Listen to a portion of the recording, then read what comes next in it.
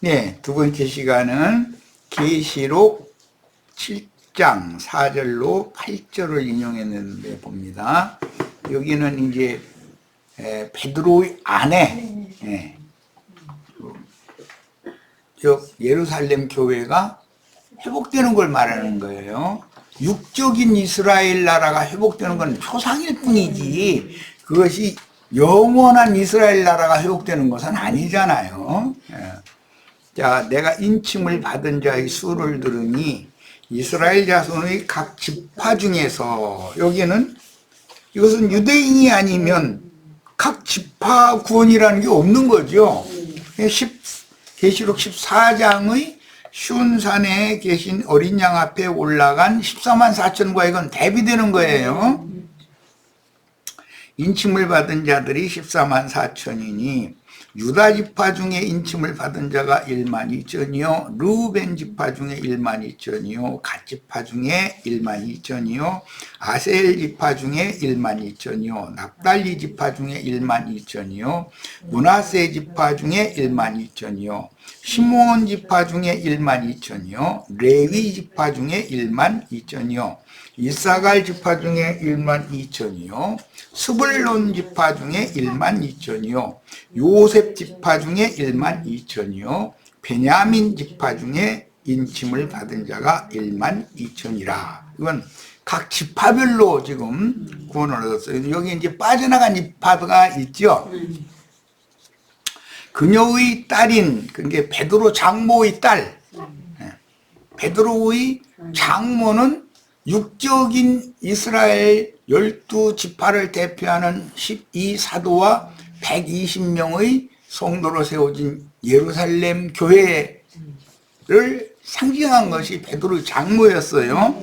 그런데 계시록에 나오는 회복된 이스라엘 12지파의 14만 4천, 그들을 통해서 아무라도 셀 수 없는 흰옷을 입은 큰 무리가 이제 전도를 받게 되는데, 그것은 베드로 장모의 딸이니까 베드로의 아내가 되겠죠, 당연히. 이게 비유라는 거, 이런 것이. 베드로의 아내는 이방인의 때가 종결될 때 그 영께서 받으심이 되어 이방인의 때 동안 끊어졌었죠. 왜? 세상의 화목이 되게 하려고, 이방인들도 구원하시려고 그 말이에요.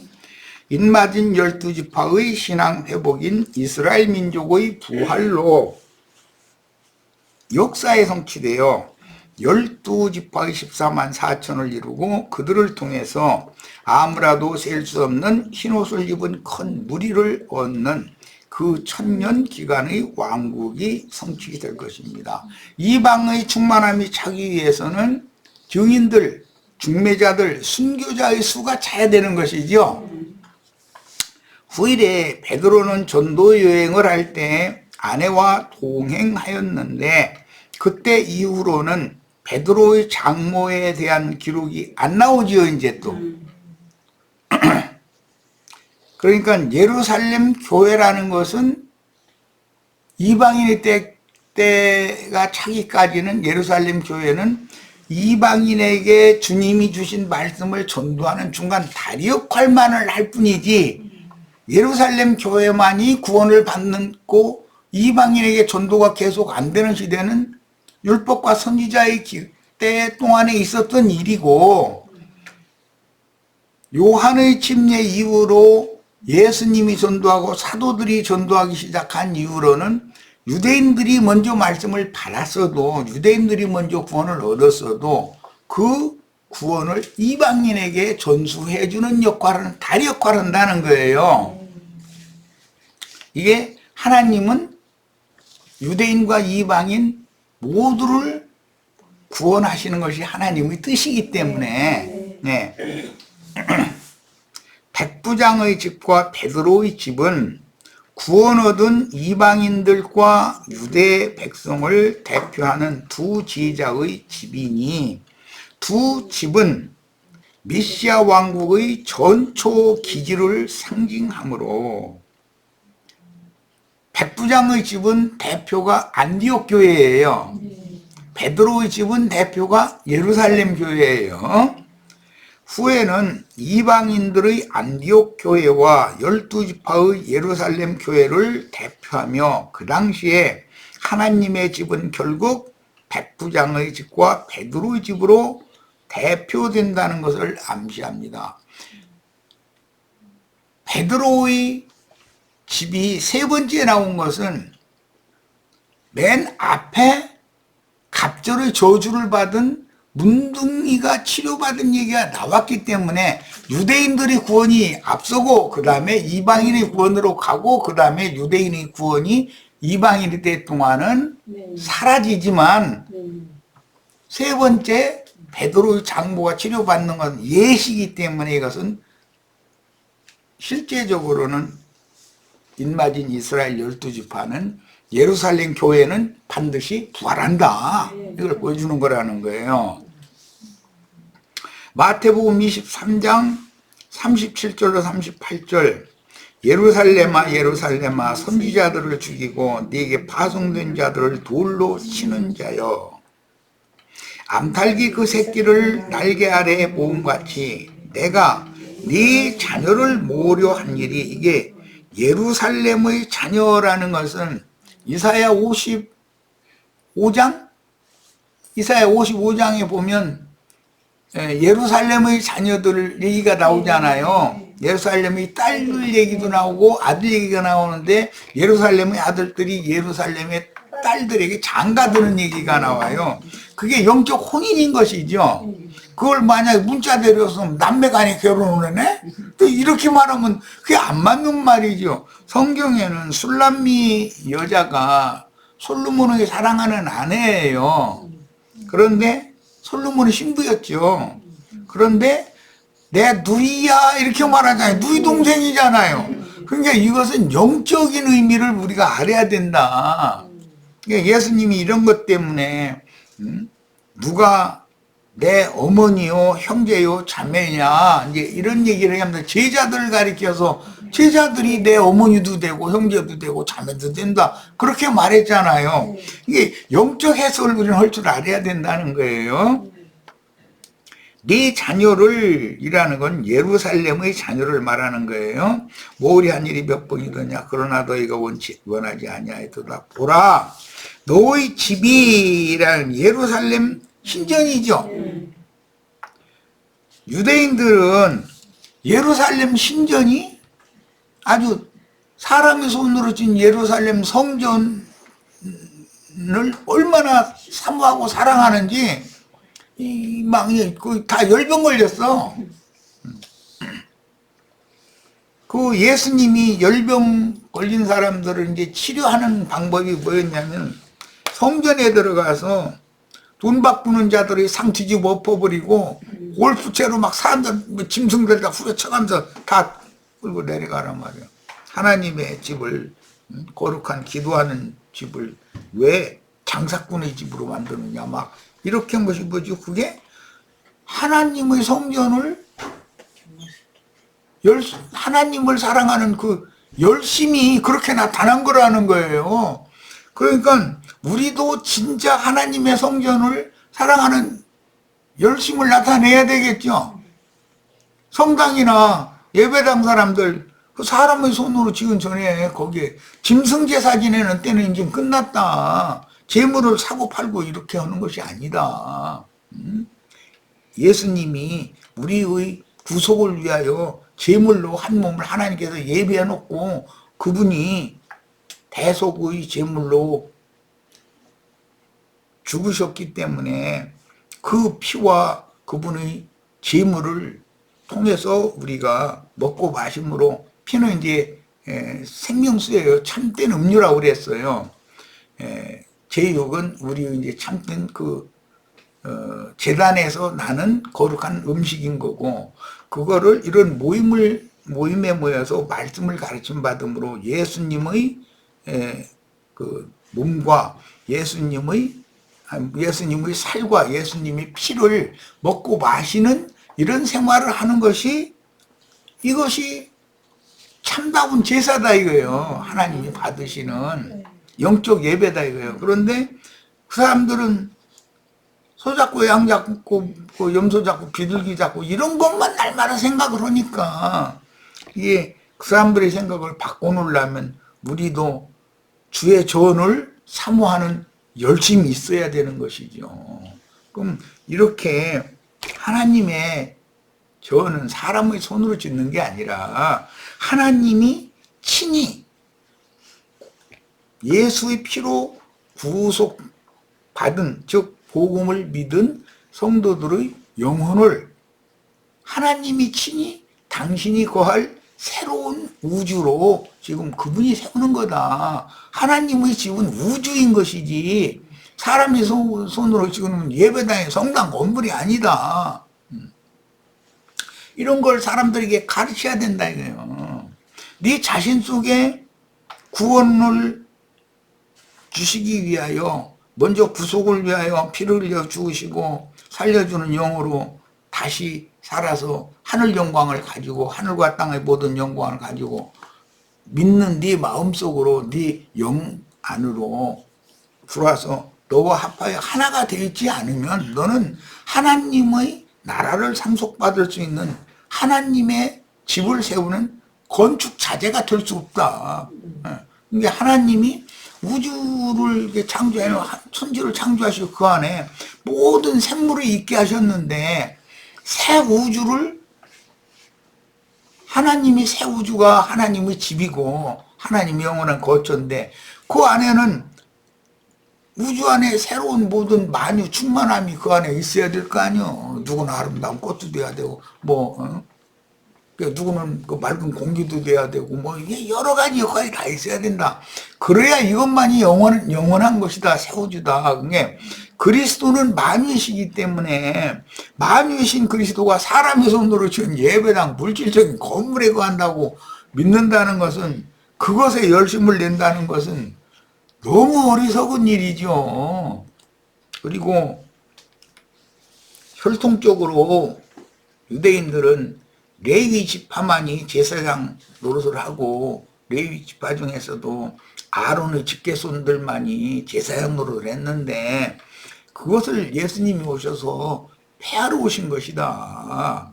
모든 구속받은 성도는 대제사장이신 예수님과 함께 하나님을 섬기는 모든 성도들이 다 제사장들인 것이다. 이렇게 말하면 그러면 우리 신부하고 목사는 뭐 먹고 사냐고 먹고 사는 얘기부터 가지고 또 그러고 또 장로 권사님들은 만약에 그렇다면 목사님은 어떻게 먹고 사냐고 아니 자기 먹고 살 거나 걱정을 왜 목사 먹고 사는 걸 걱정을 해.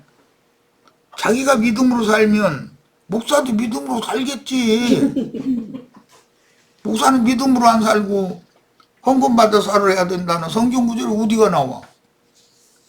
그 구약 성경에 보면 민수기에 보면 레위인들은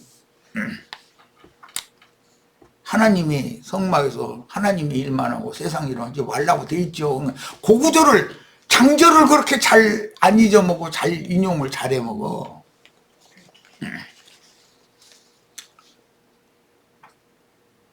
그게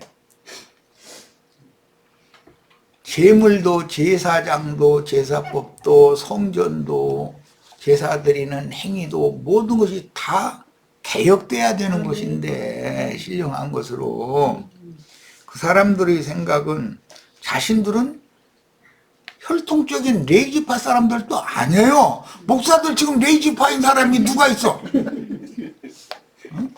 제가 무슨 아론의 직계자손이야? 도대체 뭐 말이 되는 소리를 해야지. 그러니까 말이야. 이게 이런 사람들을 고쳐주려면 손을 만지신다고 그랬는데 몸이 꾸짖어야지. 꾸짖어야지. 좋은 말 해가지고 이 사람들이 맑은 정신이 안 들어와. 너의 집이 황폐하여 버림바 되리라 그랬는데 예루살렘이 실제는 좁게는 성전이고 더 좁게는 지성소고 지성소 성전 넓게는 예루살렘 성이 이스라엘 백성들을 집이단 말이에요. 그런데 그들의 가정집은 따로 있지 원래. 네. 자, 그럼 이것도 이해를 잘 해야 돼. 자, 집이라는 개념은 하나님의 자녀니까 하나님의 집안에 거해야 되는 거 아니에요. 그래서 광야의 성막 같으면 성막을 에워싼 사방의 주위에 각 가정들이 있었었죠. 네. 그런데 회막이라고 그래서 거기에다 안식일 날이나 절기에 모여야 되는 거예요. 야, 이런 것이 다 모형적인 것인데, 이 하나님의 집이 하나님 아들이면, 하나님의 자녀면, 아버지 하나님의 집이 내 집이죠, 당연히. 예를 들어서, 이제, 나 같으면은 우리 자식들이, 아버지가 여기 있으면, 여기로 와야 되는 거예요. 야, 그게 지 집이거든, 저 집이거든. 그런데, 그런 개념이 유대인들은 하나님 자신이 자신들의 영원한 거처라고 믿는단 말이에요. 이게 제일 중요한 신앙인 것이거든. 그래서 더 좋은 참본향이라는 말이 히브리서에 나오는데 더 좋은 본향이라는 것은 예루살렘을 의미한 거였다 이거예요. 그들의 생각 속에는 왜 거기가 하나님의 집이니까 하나님의 집이 하나님의 자녀는 자기 집이잖아요. 그런 개념에서 이게 하시는 말씀이에요. 성경은 예루살렘을 의인화하여 살아있는 인격으로 표현하는데 이렇게 돼 있죠. 예루살렘아 예루살렘아 선지자들을 죽이고 내게 파송된 자들을 돌로 치는 돌멩이여가 아니라 돌로 치는 자여니까 의인화한 거잖아요. 인격화하는 거잖아요.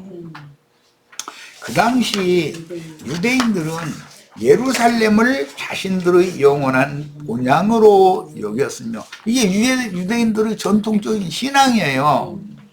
유대인들은 하나님이 계신 곳이 자기가 있어야 할 곳이에요. 마땅히.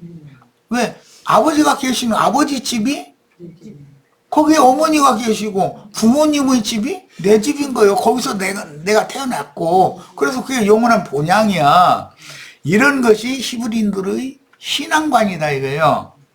자, 영원한 본향으로 여겼으며 그 이유는 예루살렘에는 신전과 왕궁이 있으므로 그들의 하나님 여호와의 거처는 곧 행인과 나그네들이 하나님과 함께 거주하는 자신들의 본향집이라고 믿어왔기 때문이다. 그러니까 그들이 이 생에 사는 것은 전부 행인이요 나그네이기 때문에 언젠가는 내가 아버지 집으로 돌아가야 된다. 그런 개념이 셈족의 신앙관이었었기 때문에 요한복음 14장에서 내가 너희를 위하여 아버지께로 가서 거처를 준비를 해놓으면 내가 다시 와서 너희를 나 있는 곳으로 인도해서 너희도 나와 함께 영원히 함께 있게 해주겠다 이랬죠.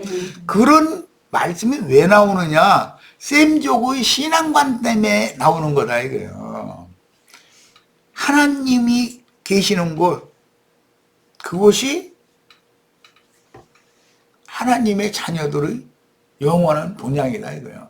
거기에서 자신들이 세상에 보냄을 받았는데 세상에서는 행인과 나그네로 너무나 고통스러운 인생을 살으니까 그들은 늘 내가 어떻게든지 해서 고향에 들어가서 뼈를 묻어야 될 텐데 이거 셈족의 아주 굳은 그 신앙관이요 전통이고 우리나라 사람들도 셈족이기 때문에 외국에 가서 성공해 보겠다고 가서 했는데 뭐가 잘 되면 거기서 그냥 잘 살면 끝이지만 뭔가가 잘 안 되고 너무나 고통스럽고 고생스러우면 한국에 돌아오면은 뭔가 한국 사람 자기 아는 많은 사람한테 돈 다 긁어 모아가지고 떼어먹고 도망간 사람이기 때문에 돌아올 수 없는 처지임에도 불구하고 내 고향 내 조국으로 돌아가서 그 조국이라고 그래 조상의 나라라 이거요. 조국으로 돌아가서 내 뼈를 내 선영의 그 무덤 아래에 내 뼈가루 좀 자식들이 뿌려주기라도 좀 했으면 좋겠다. 이게 꿈이야. 근데 요즘에는 이제 그런 사상이 많이 이제 깊지가 않지만, 이 셈족은 본향 찾는 것을 그렇게 사모해. 그런데 그 본향이라는 것이 하나님이 계시는 예루살렘 성이다 이거예요. 이 셈족의 관념이 그렇다는 거예요. 율법에 따라 땅의 예루살렘 성이 유대교인들의 거처였으나, 그래서 아버지 어머니 집에는 절기라는 게 잔치라는 말인데, 절기 때만 되면 아버지 어머니 집에 한 보따리 다 싸가지고 가서 잔치 누리고 오잖아요. 먹고 마시고, 그리고 조상한테 제사하고 그러고 돌아오는 거예요. 이것이 셈족의 생활 관습이다 이거예요. 그들의 신앙관이에요 이게. 유대교인들의 율법 성전인 하나님의 집은 이방인들의 손에 의해서 자꾸 무너지죠. 무너지고, 백부장의 집에 보인 이방인들과 베드로의 장모집에 보인 12지파의 이스라엘인들이 천국 백성들이 되어 유대인과 이방인이 하나의 한 몸을 세우는 건축 자체들이 되죠. 그래서 예수님이 부활하셨을 때는 모퉁이 돌도 되었다 그래서 모퉁이 돌. 유대인과 이방인을 서로 연결을 해야 되기 때문에. 야, 그래서 천국 백성들이 되어 두 집은 하나님의 권속이 거하는 신령한 집인 그리스도의 영적 몸인 교회가 되는 것이다. 이 교회, 세상의 교회들에서 이기는 자들을 빼내서 위에 있는 예루살렘에 들어갈 권세를 얻게 되고, 그들을 신부라고도 말하고, 예루살렘 교회가 최종적으로 어린 양의 아내가 된다 이거예요. 자, 이런 것은 뭐냐? 모든 믿는 성도들은 하늘의 예루살렘에 들어갈 권세를 얻기 위해서 지금 이 생에서 행인과 나그네로 사는 동안에 이렇게 열심히 신앙생활을 하는 거죠. 목적은 뭐예요? 12보석들로 기초석이 세워져 있고 12진주문을 통해서 들어갈 수 있는 거룩한 성, 새 예루살렘에 우리 영원한 본향에 돌아가는 것이 목적이잖아요. 예수님은 나는 내가 어디로서 와서 어디로 돌아가는 것을 나는 알지만 너희는 그걸 모르기 때문에 너 죄 가운데 거저 죽는다 이제 그래서 했어요. 그러면 어디로부터 왔어요? 아버지께로부터 와서 세상에 와서 아버지의 일을 하시다가 다시 어디로 가요? 내가 돌아간다 어디로 간다는 거예요? 아버지께로 다시 돌아가는 거예요. 이게 모든 인생이 보내신 이로 말미암아 세상에 보냄을 받았다가 자기 생애 동안에 마땅히 해야 될 일을 다 수행하고 다시 보내신 얘기로 돌아가야 되는데, 보내신 이의 뜻을 수행하는 것이 아니라 마귀에게 속아서 마귀의 일만을 열심히 하다가 죽어서 어디로 가겠어요? 마귀한테 간다 이거예요. 그 인간의 중심인 영이 마귀의 영과 연합이 되어 있기 때문에 주와파의 한 영이 돼서 성령 안에서 내 영이 하나가 돼 있어야 되는데 마귀와 연합되어 있으니까 당연히 마귀 짓만 하다가 마귀 나라로 가는 건 당연히 이런 것이 최종 심판이라는 거예요. 자, 영원한 완전한 구원과 심판까지 얘기를 했어요.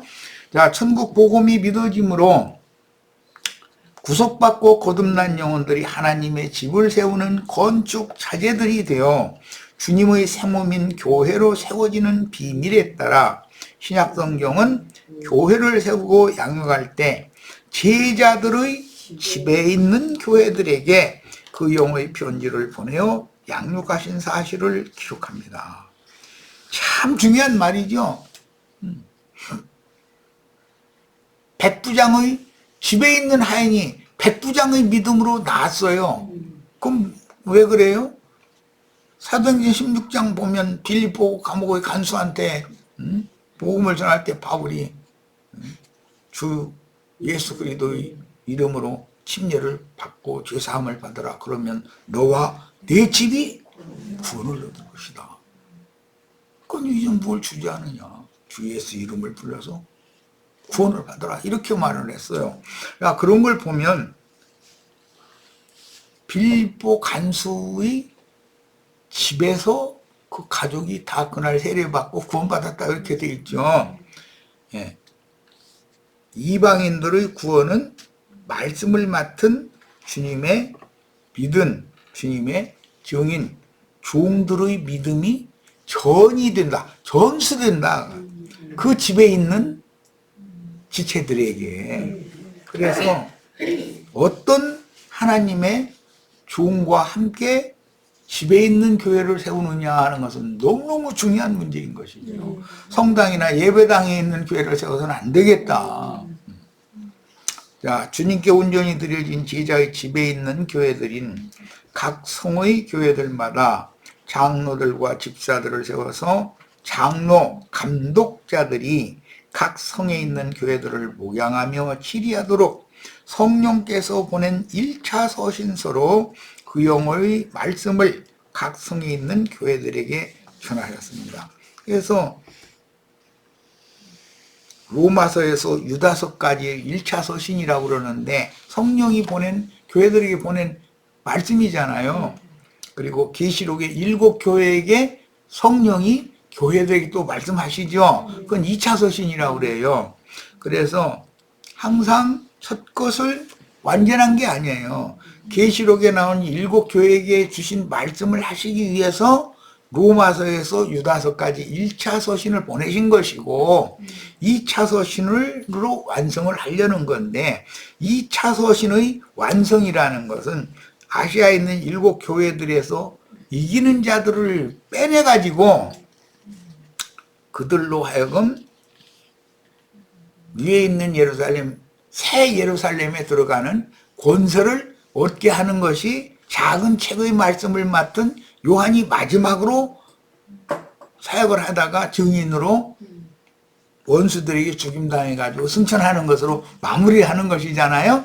이런 성경의 의미에 대해서 잘 전체적인 계시를 깨닫길 바랍니다. 다음에 물론 계시록에서는 아시아의 7교회로 대표되는 온 세상 각각의 성마다 세워진 교회들에서 이기는 자들을 빼내어 그 이기는 자들을 바울 사도는 이미 셋째 하늘에 올라가서 이상을 받는데 아브라함의 믿음의 자취를 따르는 믿음의 후사들을 위해서 하늘에 한 성을 준비해 놓으셨는데 그 성은 하늘의 예루살렘이다. 너희가 이룬 것은 시온산과 하늘의 예루살렘에 이르렀다. 이게 장자들의 교회다. 이렇게 명확하게 해놨어요. 그러니까 성경이라는 것은 무슨 사람의 말로 이러쿵저러쿵 햇살 필요도 없고 건축헌금 내라고 졸라댈 필요가 없는 거예요. 네. 메시아의 왕국 즉 주님의 교회인 예루살렘 교회와 안디옥 교회가 어떤 경로로 이것은 유대인의 모교회, 이방인의 모교회를 지금 의미하는 거예요. 어떤 경로로 어떻게 세워지며 이방인의 때가 이르면 첫 성전인 예루살렘 교회는 자취를 감추고 로마 제국의 극심한 박해를 받음으로 짐승의 때를 경험했습니다. 예수님, 인자 예수의 어머니는 마리아 자매죠. 그런데 예수님이 어머니를 모시다가 예수님 십자가에서는 누구한테 어머니를 부탁했어요? 요한에게 어머니를 부탁했어요. 그 뒤로부터는 요한이 마리아를 자기 집에 모셨다 그랬어요. 자, 이거는 인자 예수의 어머니는 인자 예수께서 세우신 교회와 그리스도께서 세우신 교회가 다르다라는 걸 알 수 있는 것이란 말이에요. 네. 자, 그 후에 로마 제국은 기독교의 종교 자유를 선포하여 기독교를 로마교로 흡수하여 많은 물 위에 앉은 큰 음녀인 큰 성 바벨론이 되어 세속화되므로 짐승의 몸으로 발전했으며 개신교가 개혁했으나 로마교의 전통과 교리를 그대로 흡수하여 로마교보다 더 타락했으며 작은 음녀가 음행을 큰 음녀보다도 배나 더 한다는 거예요. 예언된 세상 것의 기독교계가 되었다. 그러니까 오늘날 기독교계는 당연히 큰성 바벨론인 것이고, 큰성 바벨론에서 이 증인들의 증거를 듣고 들을 귀가 있는 자들은 주님 자신께로 나와야 된다. 내 백성은 그녀에게서 나와라. 그래요. 그럼 나와서 어디로 가라는 거예요? 주님 자신이 영원한 본향이다 이거예요. 주님이 나의 영원한 거처다. 주님께로 가야 된다 이 말이에요. 사실은 반드시 무너질 첫 성전인 인자 예수의 몸과 사흘 만에 다시 세우신 둘째 성전의 이상은 첫 번째 교회인 예루살렘 교회로 시작되어 세속 교계로 나타난 인자의 몸은, 인자의 몸과 그리스도의 몸은 다르죠. 인자의 몸은 세속화되어 반드시 짐승의 몸이 되는데, 짐승의 몸을 큰 음녀, 큰 성, 바벨론이라고 그러죠. 그리스도의 몸은 정결한 처녀라고 그래요. 어린 양 신부라고 그래요. 이게 성경이 표현하는 이런 용어들을 잘 이해를 할 필요가 있는 거예요. 자, 그래서 예루살렘 교회는 안디옥 교회에게 복음을 전수해주고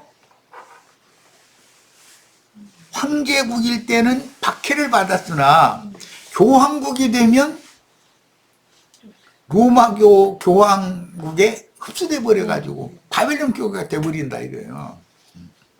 바벨론에 있는 음녀가 돼버린다 이거예요. 야, 이방인의 모든 교회를 대표하는 아시아의 7 교회들에서 빼내심을 받는다는, 택하심을 받았다 이렇게도 번역이 되는 말이에요. 계시록 17장 14절에 나오는 말이죠. 이기는 자들로 하늘의 시온산과 위에 있는 예루살렘인 하늘에 기록한 장자들의 교회로 회복하시기까지 예루살렘 교회는 기독교계에 흡수된다. 나중에 교황제, 로마교가 되면 그럼 흡수돼 버린다. 시간이 지나면. 자취를 감추었다가 이방인의 때 끝에 부활하는 비밀은 개혁을 해서 개혁이 완성되는 거예요. 이제 누룩을 점점 뽑아내고, 이제는 누룩이 없는 정조를 지키는 신앙인들을 길러내려면 누룩 없는 떡을 먹여야 되기 때문에 그런 말이에요. 자, 이것은 하나님의 계시로나 깨달을 수가 있는 문제지, 사람이 성경을 연구하고 신학을 공부하고 그렇게 해서 이게 알 수 있는 문제 아니라는 거예요.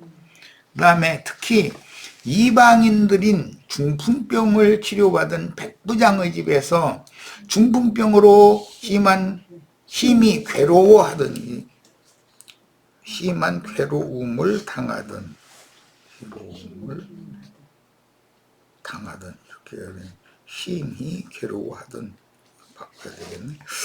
하인이 백부장의 믿음이 전이 되어 중풍병에서 치료를 받고 그리스도의 신령한 새몸인 교회로 세워짐으로 이방인의 사도인 바울님과 그 동역자들에게 계시된 믿음의 비밀을 이루게 됩니다. 그러니까 바울이 주님께 계시로 받은 건 셋째 하늘에까지 데려감을 받아가지고 사람의 말로 이룰 수 없는 많은 계시를 받았는데, 바울의 가르침을 받으면 그게 백부장의 집에 있는 하인이 치료받는 것과 같은 거라고요. 그래서 집에 있는 교회의 비밀을 깨달을 필요가 있다. 사람의 손으로 지은 회당, 성당 이런 데 모이는 교회 성령께서 편지를 보내신 일이 없고 집에 있는 교회에 편지를 보내셨다. 집에 있는 교회라는 것이 얼마나 중요한가를 알아야 돼요. 자, 오늘 우리 형제 자매님들 이제 여기까지만 했는데, 집에 있는 교회는 원래 아브라함의 집은 사라의 집이죠. 사라가 죽고 나니까 이삭이 리브가를 아내로 취해가지고 사라의 장막에 들여서 사랑했다 그랬어요. 그러니까 이것은 사라의 집은 결국은 리브가의 집이 되는 것이죠. 이렇게 되는 것이다. 이것이 상속이라는 거예요. 후사 상속. 네. 아브라함은 이삭에게, 이삭은 야곱에게, 야곱은 12지파에게, 12지파는 자기 가문의 종족의 그 계보대로 상속을 받는 거예요. 이것이 교회를 좀 보여주는 계시다. 자, 오늘 여기까지 해서 마치도록 합니다.